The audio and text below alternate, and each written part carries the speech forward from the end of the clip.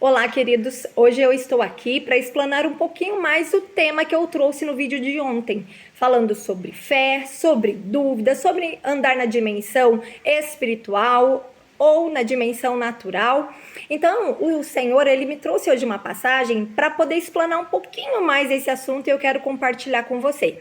Essa mensagem está lá em Mateus 11. Para você que não assistiu o vídeo de ontem, eu trouxe uma palavra que vou resumir brevemente, onde Jesus está andando sobre as águas. E Pedro, ele olha para Jesus andando sobre as águas e ele fala: Jesus, se é tu, me chama a ir contigo. E Jesus fala: vem. Por quê? Porque Pedro pensa que se Jesus está andando sobre as águas, ele também quer andar nessa dimensão que é sobrenatural. Né? Nós sabemos, eu e você sabemos, que não é possível nós andarmos sobre as águas naturalmente falando. Mas, para aquele que quer viver o sobrenatural, tudo é possível ao que crê. Certo? Então, nessa passagem de hoje que Jesus me trouxe, está lá em Marcos 11, e é a passagem que fala sobre a figueira. Jesus está passando com seus discípulos pela figueira, está com fome, e ele vai adiante para ver se tem frutos nessa figueira. Quando ele chega, só tem folhas. Então ele lança uma palavra sobre essa figueira e ele diz o seguinte: ninguém mais coma o seu fruto. No outro dia, eles passam novamente por essa figueira e Pedro avista a figueira com as raízes secas e fala: Jesus, a figueira que o senhor lançou uma palavra, ela está seca. E Jesus diz o seguinte: tem um tipo de fé que procede de Deus.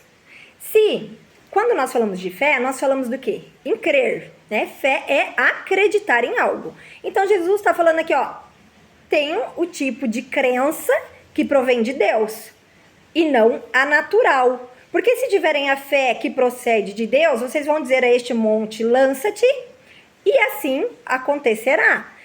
Só que, outra palavra, né, que me chama a atenção aqui, Jesus diz o seguinte, se alguém não duvidar no coração, mas crer naquilo que está dizendo, será feito, acontecerá. Assim como Jesus. Jesus, quando ele olha para aquela figueira que não tinha fruto, ele lançou uma palavra: não dê mais fruto. E no outro dia aquela figueira já estava seca.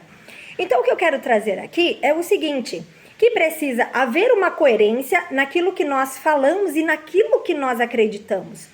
Muitas vezes nós estamos passando por uma situação difícil e alguém fala assim: mas creia, isso vai passar, creia, isso vai melhorar, creia, isso é só uma fase, né? E muitas vezes nós falamos: eu creio no casamento restaurado, eu creio na porta aberta, eu creio no filho que vai ser livre da prostituição, vai ser livre dos vícios, e nós vamos declarando que cremos, e isso é bom, porque nós temos que declarar, nós temos que profetizar, né? Nós sabemos do poder que há na palavra. Todas as coisas, né, que foram criadas foram daquelas que não existiam.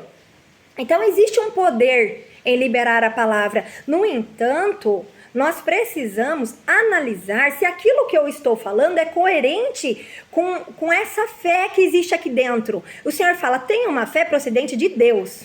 Ou seja, creia, né? Tem uma crença que está arraigada nos fundamentos, na palavra do Senhor. E não uma crença que é natural, que vai fazer com que nós vivamos nesse âmbito natural. Essa fé natural, essa crença natural, é aquela que eu falo: eu creio e nada acontece, nada acontece. Aí você se pergunta: mas por que eu acredito? Né? Eu falo que eu acredito e declaro e profetizo e não acontece. Porque não está alinhado com aquilo que realmente você crê.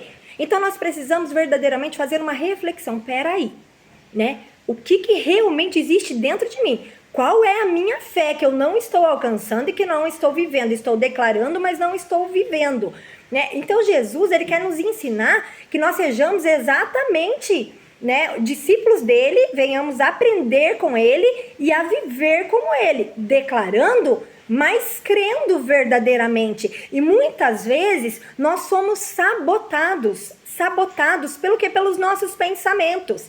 Porque, né, hoje eu estou declarando: eu acredito sim, vou ser curada, né? O Senhor vai me curar dessa enfermidade. Mas aí daqui a pouco eu estou sentindo aquela dor no meu corpo. E eu falo: meu Deus, e daí tô lembrando daquele diagnóstico que o médico me deu, eu tô lembrando do resultado daqueles exames que eu tive, e quando eu olho para tudo isso, para o natural, a minha fé é sabotada. E assim como Pedro, afundamos em alto mar. E precisamos pedir socorro, Jesus, estou afundando aqui, me tira daqui, porque eu estou me afogando nesse mar de pensamentos negativos, nesse mar de pensamentos disfuncionais, nesse mar de pensamentos que tem sabotado a minha fé, que tem me feito duvidar. A palavra do Senhor fala, não duvide.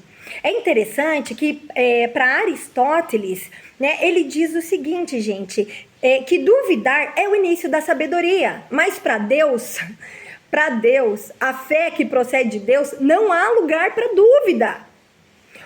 Por quê? Porque a dúvida, ela nos traz duas vertentes. Eu fico entre dois caminhos, em duas possibilidades. A possibilidade de que vai acontecer aquilo que eu estou falando e a possibilidade de que não vai acontecer nada, de que vai dar tudo errado, que é tudo, sabe, que não faz sentido eu acreditar naquilo. A palavra do Senhor lá em Hebreus 11 vai dizer o quê? Que a fé é o firme fundamento daquilo que eu espero e daquilo que eu não vejo. Ou seja, se eu estou enferma, certo?